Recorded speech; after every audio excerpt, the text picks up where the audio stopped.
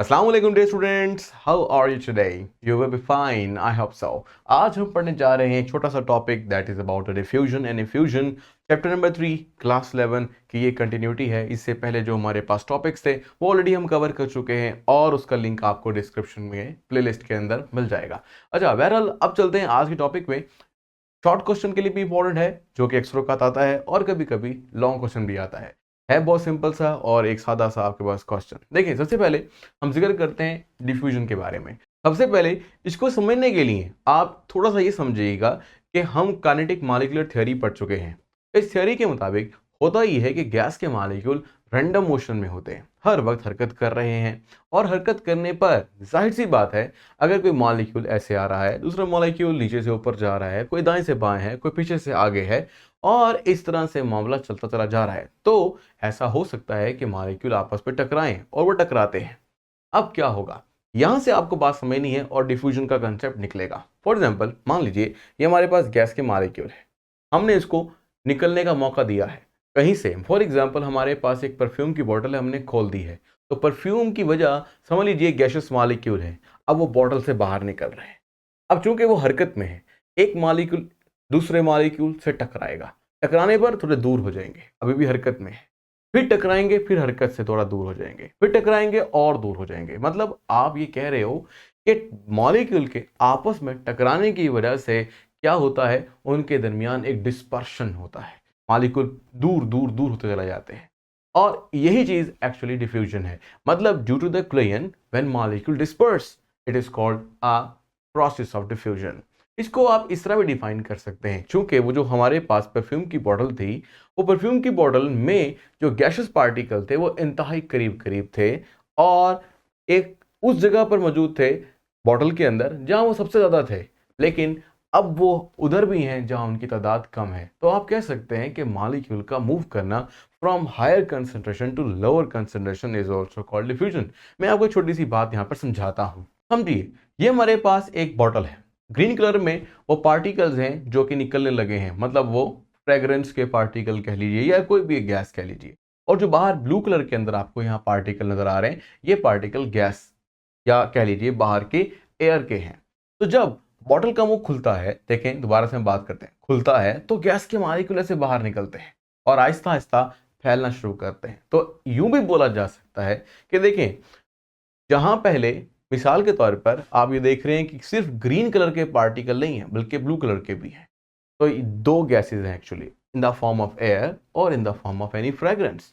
तो एक गैस दूसरी गैस में इंटरमिक्स हो गई है, इसके पार्टिकल या मॉलिक्यूल दूसरी गैस के मॉलिक्यूल के साथ भी टकराते हैं और इस टकराव की वजह से ना सिर्फ एयर के पार्टिकल या मॉलिक्यूल हरकत करते हैं और फैलते हैं, बल्कि उनके दरमियान में जो दूसरे मॉलिक्यूल्स आ रहे हैं वो भी फैलते हैं। और यही टकराव ना सिर्फ फैलने की वजह बन रहा है, बल्कि दो गैसेस की आपस में अच्छी इंटरमिक्सिंग की वजह भी बन रहा है। तो आप डिफ्यूजन को यूं भी डिफाइन कर सकते हैं कि स्पॉन्टेनियस इंटरमिक्सिंग, खुद ब खुद होने वाली spontaneous intermixing of two gases into each other is called diffusion. इसके लिए हम एक छोटी सी बात और समझते हैं। मान लीजिए कि ये हमारे पास रेड और ग्रे कलर के पार्टिकल्स हैं, ठीक है, ये पहले बिल्कुल अलग थे, लेकिन आहिस्ता आहिस्ता आप देखेंगे कि रेड कलर के पार्टिकल जहां ज्यादा थे वो वहां चले जाएंगे जहां वो कम थे, और इसी तरह से ग्रे कलर के पार्टिकल पहले निचले वाले सेक्शन में ज्यादा थे और जैसे कि नजर आ रहे हैं, और फिर वो आहिस्ता आहिस्ता ऊपर की तरफ चले जाते हैं। इस तरह दोनों गैसेस आपस में इंटरमिक्स हो जाती हैं, तो that is called a diffusion, intermixing of two gases. और ये खुद ब खुद होने वाला है, तो इसलिए हम बोलेंगे spontaneous, the spontaneous intermixing of the two kinds of the gas molecules into each other. और ये मसला या कह लीजिए ये मामला उस वक्त तक चलता रहेगा जब तक सारी जगह के ऊपर, जैसे फॉर एग्जांपल हम मान लेते हैं कि पहले रेड ऊपर और ग्रे पार्टिकल नीचे थे। एक वक्त ऐसा आएगा जब आप इधर देखोगे तो ग्रे और रेड की रेशो ऑलमोस्ट वही होगी जो नीचे होगी, जो उस कॉर्नर पर ऊपर नीचे जिस जगह पे देखेंगे, हर जगह पर जब तमाम गैसेस या दो गैसेस या जितनी भी हो सकती हैं गैसेस के पार्टिकल्स या मॉलिक्यूल्स क्या होंगे, एक जितनी रेशो के अंदर, या आप कह लें होमोजेनाइज नहीं होंगे, वो प्रोसेस चलता रहेगा, यानी डिफ्यूजन का प्रोसेस। और इसका मतलब ये नहीं इसके बाद रुक जाएगा, गैस के मॉलिक्यूल खड़े हो जाएंगे, ठहर जाएंगे, नहीं नहीं नहीं, ऐसा नहीं है।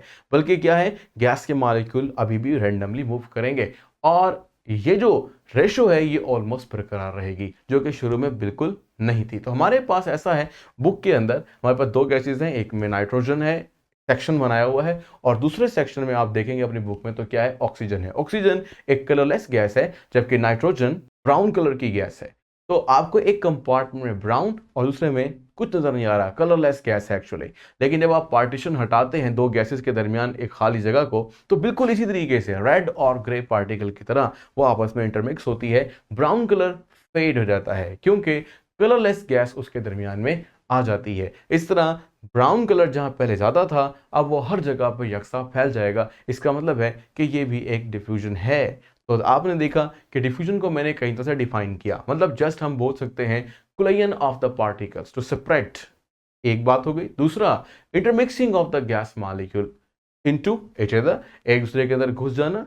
और इसके अलावा इसकी विजुअल इंडिकेशन आप कर सकते हो, वो कैसे, जैसे मैंने ब्राउन कलर में बताया कि पहले वो किसी एक जगह ज्यादा था और उसके बाद क्या हो गया, वो हल्का हो गया, फेंट हो गया, तो पता चला कि वह वहां से मूव कर गया उस जगह पर जहां उसकी मिकदार कम थी। इस तरह हर जगह पर एक कलरलेस गैस और कलर्ड गैस के दरमियान का जो बेसिक कलर आ रहा है वो फेंट कलर है।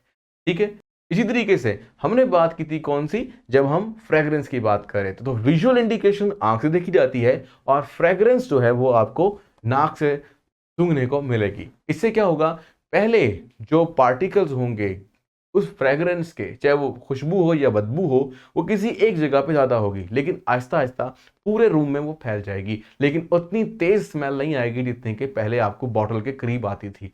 और इससे क्या पता चला, इससे पता चला कि वाकई मॉलिक्यूल वहां से जहां वो ज्यादा मिकदार में थे, ज्यादा खुशबू थी, वहां से पूरे रूम में चले गए जहां पर अब आपको खुशबू थोड़ी सी धीमी या हल्की सूंघने को मिल रही है। बट ये इस बात की क्लियर इंडिकेशन है कि अब जो फ्रेग्रेंस है वो पूरे रूम में फैली हुई है। तो अब आपको समझ में आया कि आप डिफ्यूजन को बाकायदा तौर पर देख सकते हो बाय योर आईज और बाय योर नोज और any kind of your senses. इसके बाद हम बात करते हैं इफ्यूजन की, कि हमारे पास इफ्यूजन क्या है। कुछ लोग ये सोचते हैं कि शायद डिफ्यूजन भी या इफ्यूजन भी डिफ्यूजन जैसा प्रोसेस है।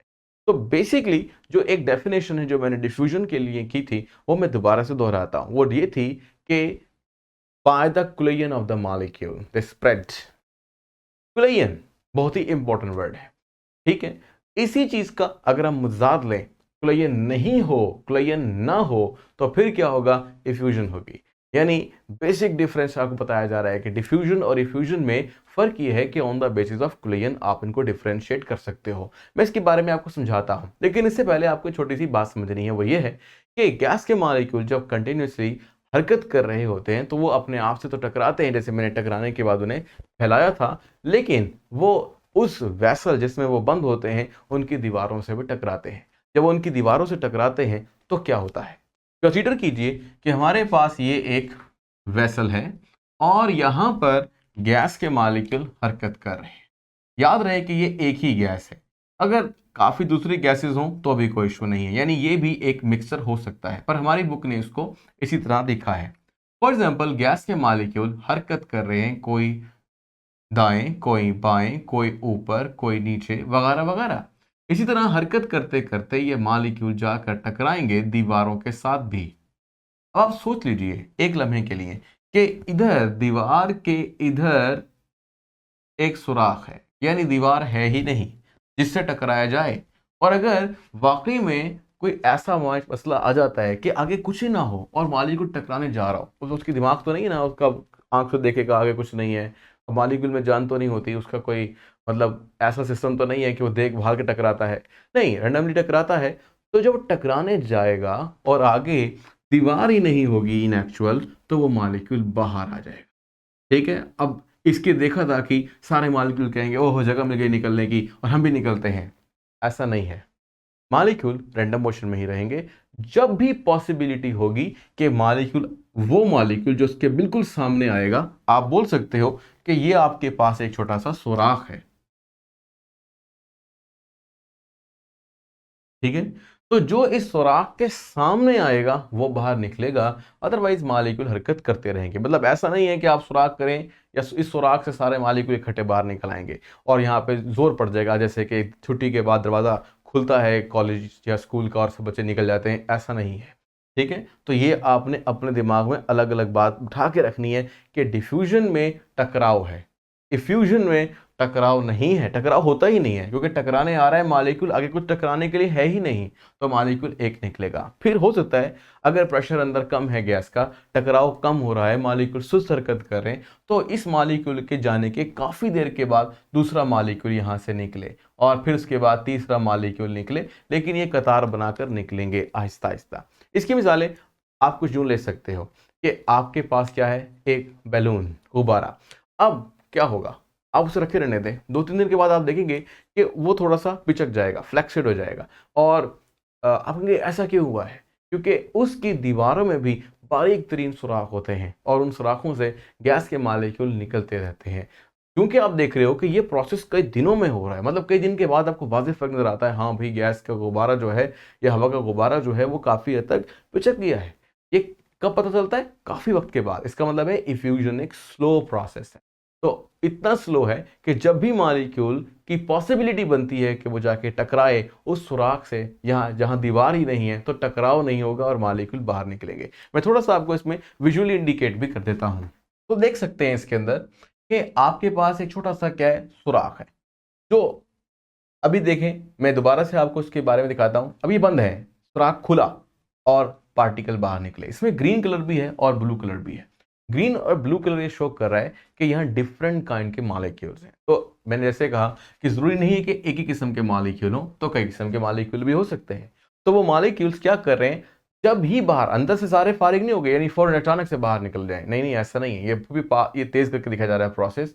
तो आप ये देखो कि जो भी उसके सामने आता है, किसके, सुराख के, और टकराव नहीं होता और इसके नतीजे में मॉलिक्यूल बाहर निकल जाते हैं। तो यही आपको मैंने दिखाना था कि किस अंदाज के अंदर ये काम हो रहा है।